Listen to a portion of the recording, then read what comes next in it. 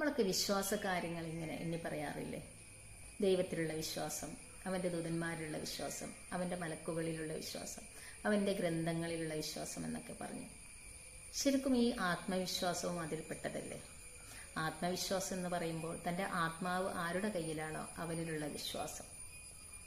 നമ്മൾ ദൈവത്തോട് ഒരു ഭാഗത്ത് പ്രാർത്ഥിക്കുകയും പിന്നെ അതിൽ നമ്മൾ സംശയം പ്രകടിപ്പിക്കുകയും ചെയ്യും.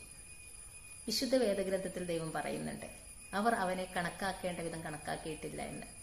നമ്മൾ ദൈവത്തെ എങ്ങനെയാണോ മനസ്സിലാക്കേണ്ടത് ആ രീതിയിൽ മനസ്സിലാക്കി കഴിഞ്ഞാൽ നമ്മൾ പ്രാർത്ഥിച്ചിട്ട് പിന്നെ നമ്മൾ സംശയിക്കുകയില്ല, എനിക്കത് കിട്ടുമോ, എനിക്കതിന് സാധിക്കുമോ എന്നൊക്കെ വിചാരിച്ചിട്ട്. നമുക്ക് ചോദിക്കാനുള്ളത് ചോദിക്കുകയും പിന്നീട് സറണ്ടർ ചെയ്ത് തവക്കൽ ചെയ്തിരിക്കുകയാണ് വേണ്ടത്. അതിനി എപ്പോൾ വന്നാലും എനിക്ക് കുഴപ്പമില്ല എന്ന് വിചാരിച്ചിട്ട് നമുക്ക് ചെയ്യാനുള്ളതെല്ലാം ചെയ്ത് കാത്തിരിക്കുക. അത് നമ്മളിൽ